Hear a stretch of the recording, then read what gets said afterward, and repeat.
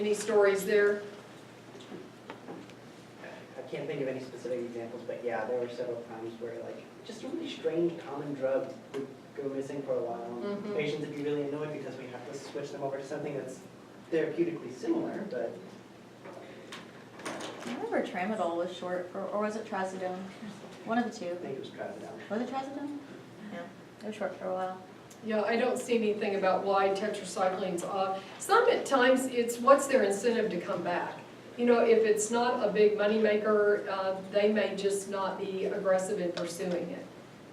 So all kinds of reasons. So I see that Teva, it looks like it started in the end of 2013. So why it would be going on 3 to 4 years, I don't know. Okay, lice.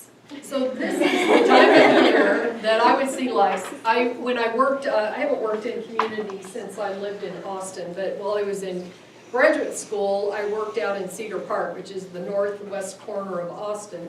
And at that time, it was rural. And we served a lot of the rural communities, even though we were on the edge of Austin. So it would not be uncommon for a mom to come in and stick the kid's head in my face and go, "Does this kid have lice?" And so I'm going to show you the pictures, and it is hard to tell. But I just always would, that feeling of there is something crawling on me afterwards. Even though I know they can't jump or crawl on me, it still is, you know, it's just how we're kind of enculturated to think about lice. Very, very common. This time of year, very common. When kids go back to school, they share everything, germs, bugs, whatever. So very common. So if your kids ever come home with lice, don't be disturbed. It's just kind of a thing of life when you have kids.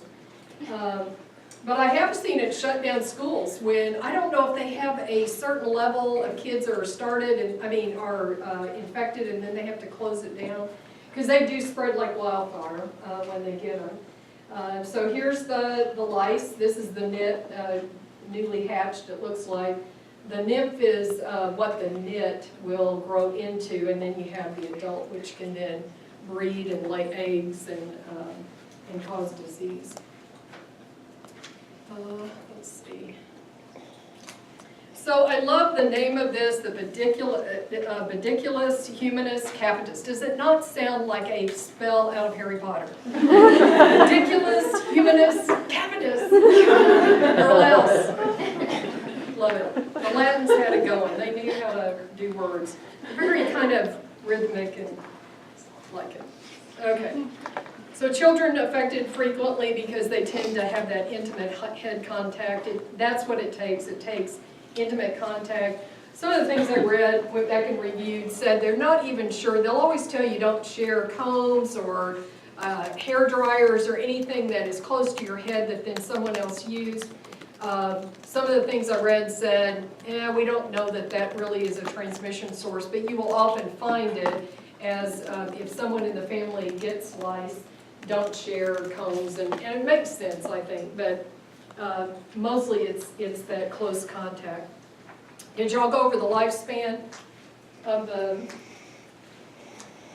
these organisms? You went over those? Some say yes. Oh, I don't know what to think when you all do that.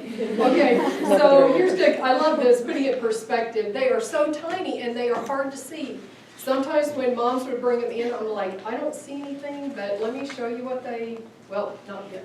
So here's the life cycle. The life cycle is important to remember because it drives treatment. So most of our drugs, when we use them, we can kill the adults in the nymphs. But the eggs, a lot of the medication cannot kill the eggs. There's only a couple. Malathion is a ovicidal, but most of them are just going to kill the ones that are already out and moving around. So usually, since it takes, how many days? About 7 to 10 days for those eggs that are there to hatch. So usually that's why you have to treat it a second time, is because you have to wait. If you're using the same drug, you have to wait for them to hatch and then you use a second. There are a couple of drugs that kill both. And so they often don't require a second treatment unless you see the lice reappear. Okay. So that's why this kind of knowing this part of it for you is helpful. So they have a crummy little life, they only live 5 weeks. So, anyway. So here's microscopic view. So the lice have lived all these years because when they lay their eggs, they cement them to your hair shaft. They use a product that just is like concrete on your hair. So see, when you look at this, to me, this is very hard to see. Could you see those if they were circled in red? Go hard. You really have to look hard. Sometimes you can, if a kid is itching a lot, scratching a lot, one of the things to look for is a lice infestation. Here's some more pictures of, here's the emerging nits. And here's the little lymph, and then here are adults. So tiny. Here's some other picture. Usually, I always looked at the crown and kind of went down from there. That's where these are showing up. There's the little nits. You can see them a little bit better on the hair shaft. So that's why we use a medicine to kill them, and then we use a comb, very fine-tooth comb, to try to remove them off of the hair shaft. There's a live lice right there. And here is somebody who's had it for a while. So the adults are bloodsuckers. That's how they live. They go and they bite you, and then they take blood and move on. And these become very itchy, they become excoriated, and so this would be another way to kind of give you a clue that lice could be part of it. Okay, questions about that? Any stories anybody wants to tell? You don't ever have to admit to having them. Nandini, that was in the class before you, she told the class last year that when she was in India, it was I think she said monthly ritual. They just got treated all the time because it was such a common problem. She said it was just part of growing up that you had lice treatment. I could be wrong on the monthly, but it was on a frequent basis that they were treated. When I was in elementary school, it was a small school, and they checked us like monthly or something. Wow, I remember having really? lice checks like all the time. But I don't know if it's more common in like small towns. Because I remember people getting it all the time, so Yeah. I don't know if it's just because it was a recurring thing. That's been my experience, but I don't know if that's true. I don't know if rural is any more susceptible than urban. Any other stories? My little sister got it when we were younger from a friend, and my mom like flipped out. Like the whole house, she like cleaned all the sheets. Like she was like, no. Oh, smart. Did she treat you all as well? Yes. Yeah. I was really mad because she treated me like 3 or 4 times, and I never. Oh my I didn't gosh. even get it, and I was like, she was really mad. Anybody else? We had a whole peds floor get it. We had 32 peds patients. Oh, wow. No. It was nasty. Wow. I've heard about outbreaks in nursing homes as well. In dentistry, when we would treat peds, we would always like treat ourselves just to be, because I mean, usually it's poverty areas that we get the kids from those Yeah. areas, so just to make sure that we don't get infected with anything. we Sure, always treat sure. ourselves, Wow. student ones. Wow. Okay. My old roommate was a mental health care technician out in Jones, Oklahoma. There's like a little state-run mental health care hospital, and his floor had an outbreak too, so he just shaved his head. Well, that makes it easy. Yeah. Okay, very good. Anybody else? My 4th grade class had it, and then our teacher got it, so they shut down for a couple days. So they did shut down. Yeah. So when I was in college, we had a scabies outbreak on campus. Yes. At Christmas. Oh. So they called us all together. It wasn't in my dorm, it was in another dorm. But they called us together and they said, okay, here it is, and until we get it under control, you cannot leave. So people were so hot because, I mean, it was finals week, and we were probably less than a week of going home.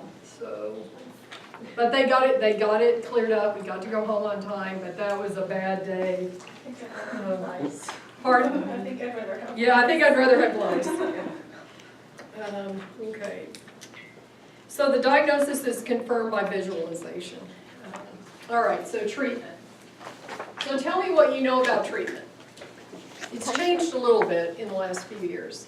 We got more drugs now. So what do you, I'm telling y'all are, it's good you got here now because I'm telling in 5 years what people will have to learn. So what do you know? When I was little, it stung. In what? When I was little and I had it, it stung. It stung, Or it yeah. pulled your hair with a fine comb. Uh-huh. Did you have long hair then? Yeah, my mom chopped it all off. Oh, jeez. What else? A little like electric comb. No, I have They not. like literally like zap the things. Like a bug zapper in I'm serious, it's like an electric comb and it like kills the lice as it comes through and you'll hear Wow. it. Oh, a bug zapper, okay. What else? We have to like boil things and put these in trash bags. Boil things, put things in trash bags. I remember having to like wash all your, and I was really little when I got it, so I had to wash all the like stuffed animals. Yeah, so anything you sleep with, they recommend and you can buy products, RID in their kind of their kit, has things that you can spray on furniture and wash with. What else? Aren't there home remedies too, like? Yes, that was what I was gonna see if anybody, so what have you heard will cure it? I just remember watching a show where they had mayo.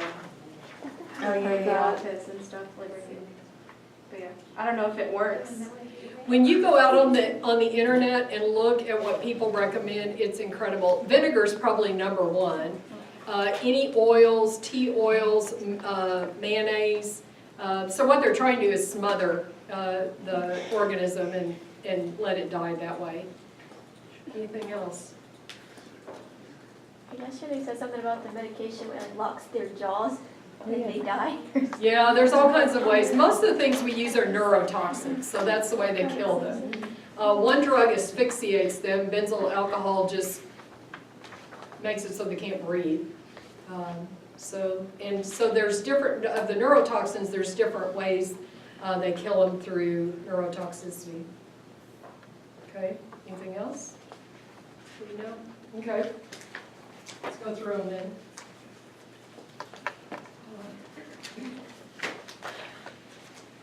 So at the top, the pediculicides are listed there. The top one, the pyrethroids, have been around for a long time. These are the ones that are mostly over the counter. RID is over the counter. And they're very effective, and they have low toxicity. The problem is, and this is one of the first years I'd really seen it, is now you're getting resistance patterns. So depending on whether you are in a low resistant or high resistance is whether you start with these or recommend these first. So a lot of your patients will go and get these without ever coming to you. You don't probably want them bringing them into your office. So you're going to see the folks who have been told they need to see a doctor, or they've got a refractor in case it will not go away. So the pyrethroids, you've got permethrin, which is the elamine, and then the pyrethrin, which is the RID. So very effective. The last four that are listed there, in a fifth one would be an oral ivermectin, are more for resistant. If you're in a high resistant area, then these would be the products you would go with. They are more toxic. So that's why they are relegated to a second line. The one that has kind of fallen out of favor, which was a drug we used for a long time, was Lindane. But Lindane has fallen into, if nothing else works, then try it, because its neurotoxicity rate is so high. So neurologic damage, they're concerned about that. They just recommend not using it anymore. So we're going to go through each of these. Some kind of things and I'm going to show you a video that'll go through how to apply these. But things to kind of remember or tell your patients if you see them is hair conditioner, so anything that would coat the hair you want to avoid, so that you can get a clear shot at the nits and the adults. When they rinse the hair, teaching them to rinse it over a sink so that it's not going over the whole body because they're well absorbed. Most of them are fairly lipid soluble, so they move into the skin pretty fast. And then using warm water to not cause a vasodilation with hotter water that would then increase your absorption. Okay.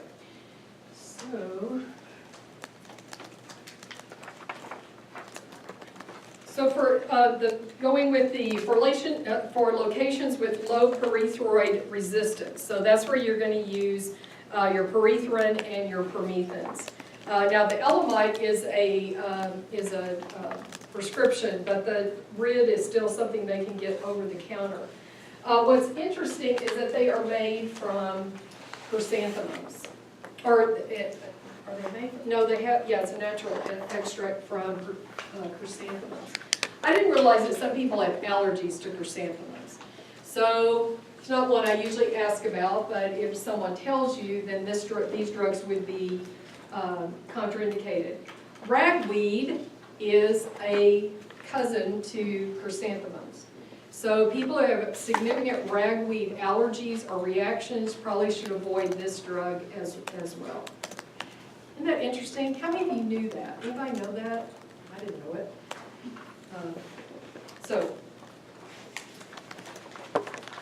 So in terms of administration, they're applied to dry hair. I'm going to show you a little video. It's commercially done. It is so, to me it's kind of fakey, but it gets the points across. So they're usually left on for a period of time, 10 minutes with this product before rinsing it off. And again, on the next page, one of the most important concepts is the repeat. So using it 1 week and in the next week, 7 to 9 days, 7 to 10 days, they need to repeat the application. Okay?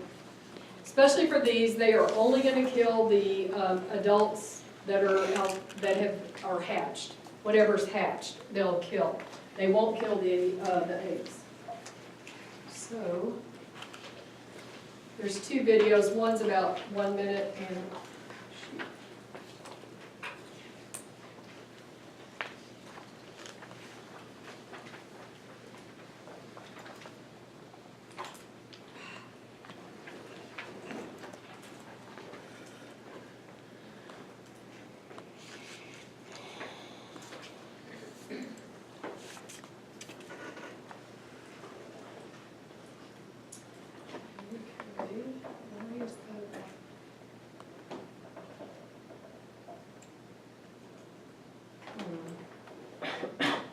okay, give me some ideas. Why would it not? Pardon?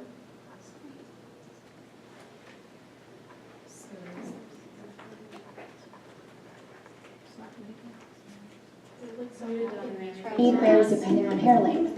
So for long hair, you'll want to apply the full 4-ounce bottle to really saturate your hair. The full treatment may take a while, so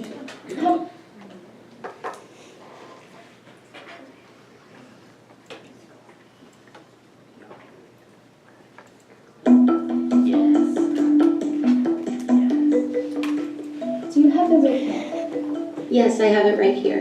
Good. Now, what's your daughter's name? Amy. And how long is Amy's hair? About halfway down her back. Okay, the amount of shampoo you need varies depending on hair length. So for long hair, you'll want to apply the full 4-ounce bottle to really saturate her hair. The full treatment may take a while, so you may want to find a distraction for Amy, such as a book or a video to keep her occupied. Okay. You'll also need to help Amy hold a towel over her eyes to protect them from the treatment. Now, is her hair dry? Yes. Good, because you always need to apply the shampoo to dry hair. Wetting hair dilutes the treatment, making it less effective. Got it. Now squeeze the shampoo out all the way to Amy's head until her hair is thoroughly covered. Remember, it's important to apply the shampoo from the roots all the way to the ends of the hair and the areas behind her ears and nape of her neck. Gotcha. Once his entire head is covered, it will take 10 minutes, but no longer. Maybe like 10 minutes, go ahead and add warm water to and lather. And then rinse your hair out thoroughly.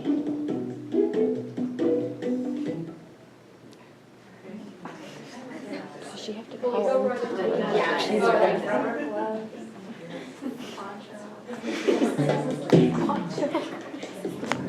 Now it's time for step 2, combing out the lice and eggs. Are you still in a well-lit area so you can clearly see the lice and eggs from all angles when combing them out?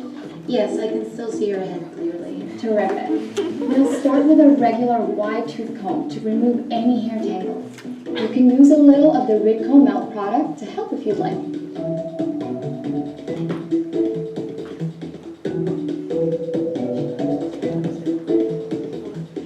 Okay, all done. Great.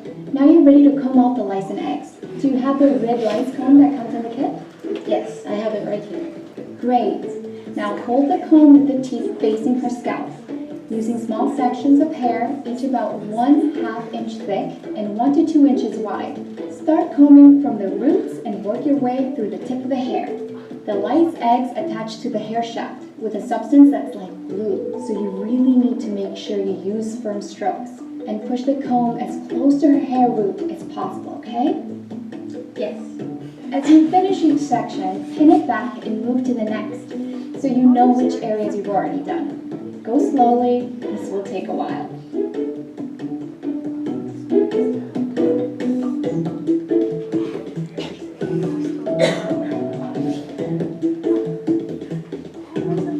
You might also want to use tissue to wipe off the comb every so often. After you've combed and pinned up all her hair, you can go ahead and remove the pins and rinse her hair thoroughly with warm water. Now you can use a regular shampoo if you want. Okay, are we done? You're done for today, but because the shampoo doesn't kill the lice eggs, you will need to shampoo Amy's hair, again with Rid, in 7 to 10 days to kill any newly hatched lice. Would you like us to send you a reminder next week? That would be great. Can I shampoo again if I see live lice sooner the next week? That's a great question, Stephanie. The answer is no. Live lice,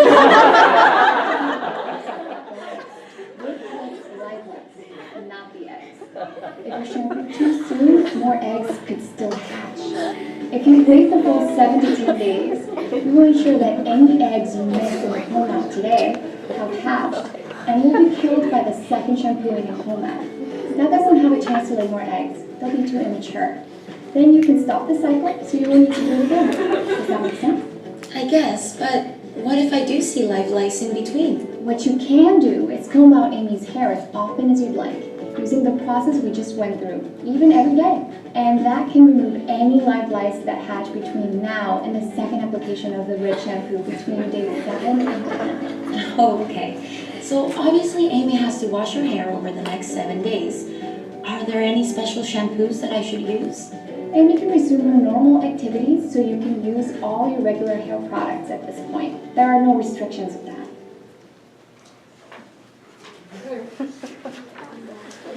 Any questions about those? So Julie, what they do on that Pete's floor? We did Rid on every one of our kids. Wow, you did that on every one of them, And then we wow. had to check them, I think every shift had to check every kid. Wow, that's quite a work. How long did it take y'all to do that? Oh gosh. I worked 6 days in a row doing that because they put I was a tech at the time and they put all of the techs on every day for 6 days. So I just did that for 12 hours every day. Oh, what do they have you wear so you didn't absorb it through your hands? Anything? Just gloves. Okay, just gloves. Yeah. Okay, all right. So if you look down under precautions, low toxicity, that's good. We talked about the ragweed, allergy. Look at the, for kids, I put in your handout on page 14 on mine, but I, Up to Date had a really good table. And it's got the drugs, it tells you the mechanism of action, it tells you the age group.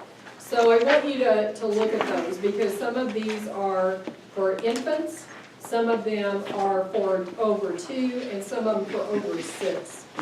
And then it tells you about when to repeat.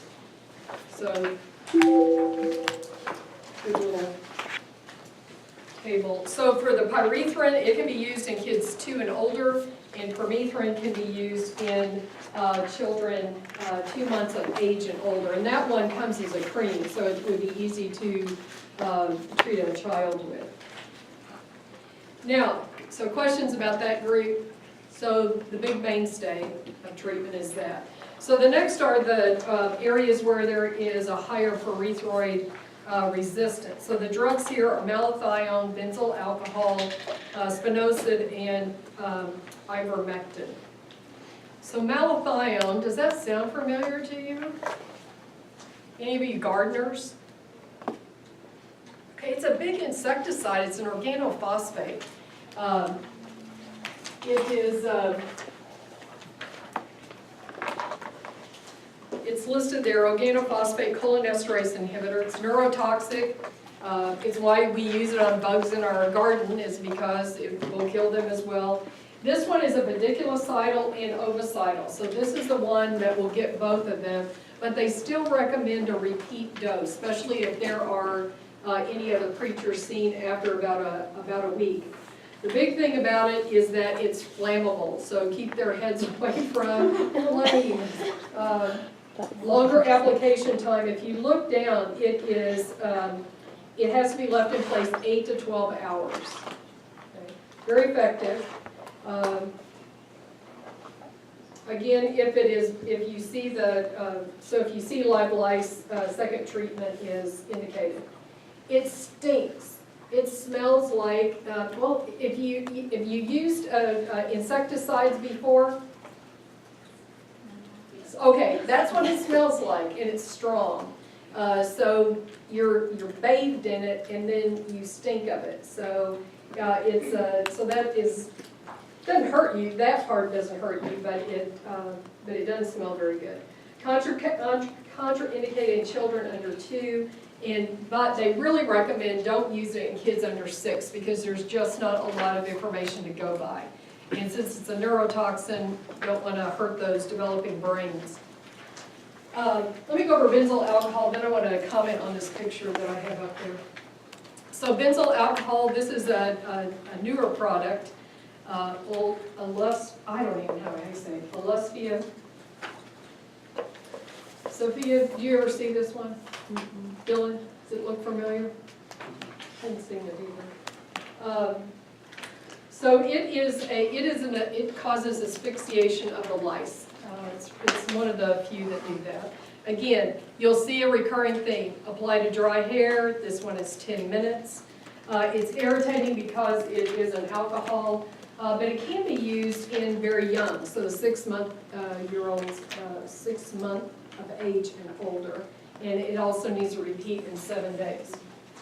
So when you go out on the internet and you start looking at, people recommend all kinds of ways to treat lice without having to go to the doctor. And this is out off of WikiHow. Is that what it's? Yeah. WikiWorks or WikiHow. Well, this one bothers me because what they're showing is you can go on, I found on Amazon, you can go on and buy benzyl alcohol in huge quantities, and it's pretty cheap. But it's 100%. If you look at what we use for lice, I think it's 5%. 5%. Malathion, this stuff is deadly. If you get too much of it, it's a 55%. What we use, I think, is like a 0.5%.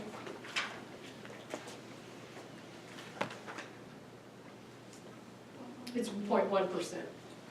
What bothers me is that it's promoting these for people to get by, or maybe you have in your garage, and you mix it up and you put it on a kid's hair. That's what worries me. Especially since they show the malathion that's the insecticide. So I found this really concerning when I saw it, so it bothered me, so that's why I'm telling you about it. But I also found multiple sites where people recommend, like Sony said, ways that you can just do home remedies. So you don't have to go to the doctor, you can use whatever you have around in the house. The vinegar will not kill the lice, but it may make it easier just to comb out the lice and remove them from the hair shaft. So there is a process called wet combing that some people who don't want to use medication will do, but it has to be a daily thing, so it's very time intensive. But they'll use something like a vinegar to help kind of soften up the hair and the creatures, and then they'll comb out. Questions about those? I like this, I thought this was good. So you can keep this little thing in mind to help you remember. So this is the benzyl alcohol, leaves the lice breathless, so kills them by asphyxiation. The spinosad, Natroba, another product, it's another neurotoxin, same thing, dry hair, 10 minutes, repeat application. Just a different type of neurotoxin. It works on nicotinic acetylcholine receptor. Just a different method to do the same thing. Not recommended for kids under 6 months of age. How young, Julie, were the kids that you treated? Most ones I did were between like 8 and 12. So they were older. You didn't have to worry about the age limits. Okay. Topical, I don't know why I put ivermectin, sorry. Ivermectin, so Sklice, don't you love the name? Is very, very popular item. It is growing in its popularity because it usually just takes one application. So you may have patients who ask you about that. It's a lotion, well tolerated, very, very effective. You can repeat it, but most people are cured with one application. So for the refractory, the one thing I want you to keep in mind is you can use an oral ivermectin. And it's also very effective. It has an unusual dosing. You take one dose 1 week and one dose the next week. So for this ivermectin route of administration, you have to give 2 doses. Okay. So this is the one that they would use on large outbreaks. I don't know, Julie, if when you were around, or when this happened, if this drug was out. I don't know. But they recommend it for nursing homes because it's easy. It's a pill one day and a pill in 1 week. Well tolerated, very few side effects. The other thing to look at is it's based on weight. The dose is based on weight, and it's the 2 doses 7 days apart. Not for pregnancy, and also not for women, children less than 15 kilos because there's just not data for it. So that's why that is there. Questions about those? Let's look at general decontamination measures. So you've heard some stories from different folks about cleaning the house and cleaning the area. That is recommended that you wash the sheets, clean the furniture that the kids have been laying on. Your animals don't have to be washed because they don't share it. They won't give you lice. They can't. I don't know if they can get Kindle. Can dogs get lice? Oh, yeah. Okay. Very specific. Is it a different creature? Do you know? Applies to different species. Okay. How do they treat them? Do you remember? Same. Same thing. But I wonder why we don't get them from animals. They're species specific, is what Species specific. Okay. Let's see. All personal clothing, bedding, hairbrush, combs, plastic articles should be decontaminated. Rubbing alcohol, so that's isopropyl alcohol.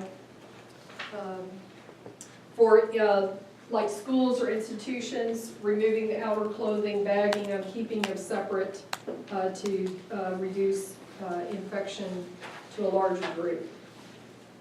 Okay, questions? Isn't that fun? You'll see a lot of them about this time of the year. Scabies treatment is very similar. It also is kind of has taken on a different set of drugs, especially with ivermectin. I think we're going to keep seeing it become more popular in treatments of these creatures. So scabies, they crawl under your skin, literally hatch, mate and keep doing it and keep moving around. So areas that are most commonly affected, I've got a picture there of under this, between the fingers, wrist, elbows, your belly button, on your butt. So very intensely itchy, papules, excoriations. I've got a picture.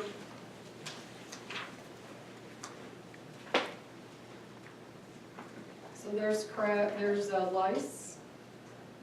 There it is on a child. And so there's their burrowing, their hatching, laying eggs. There's their life cycle. It is short, few days. Very contagious, easy to give to one another. If you look on the next page, the two drugs, these are first line. There are a whole other set of agents that you can use, but these are the two most common. So permethrin is probably the one that's been around longest. Elamide. It comes in a cream, and you cover the person from head to toe, literally.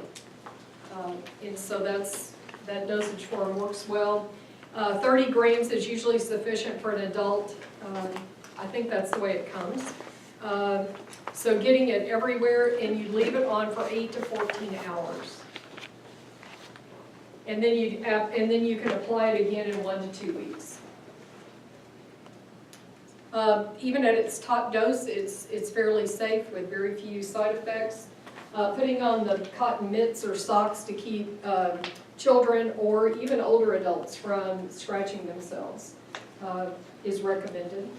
The oral ivermectin, again, it's a single dose based on weight. Can repeat it in a couple of weeks. Oral, fairly safe. The same things we saw with lice, so it's 2 birds with 1 stone for both of these drugs and with the diseases. Again, considered first line for a large scabies outbreak. Same for pregnant women, don't use it in kids less than 15 kilograms. Questions about those? Anything else they told you when you talked about it, ClinMed? Because there's a whole host of drugs to use, but I think these two are the best and fairly well tolerated.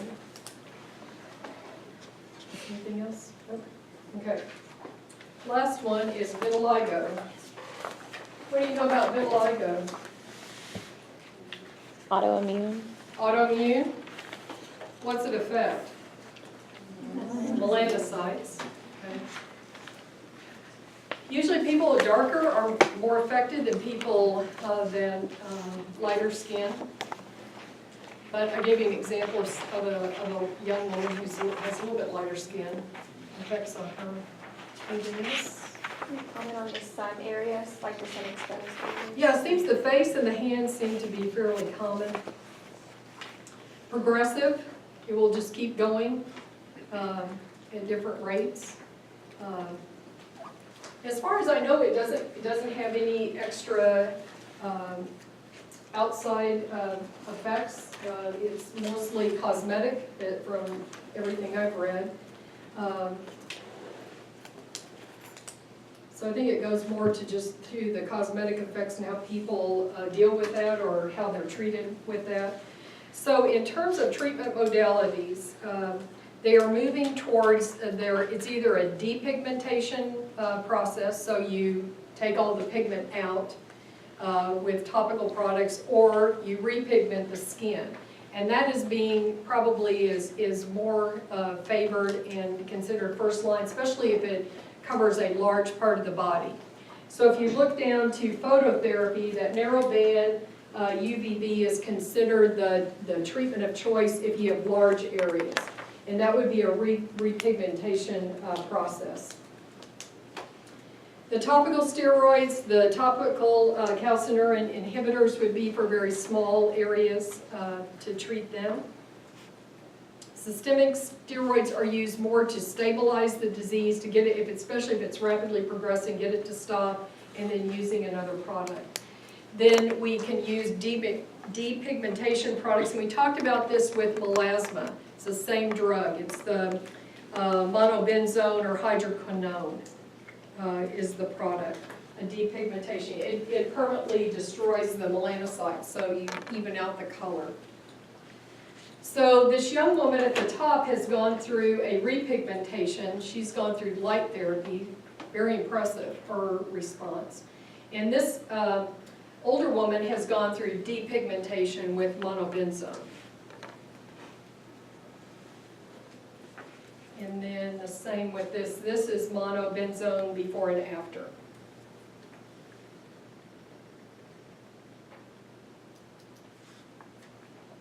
Well tolerated, very few, maybe skin irritation is about the major side effect.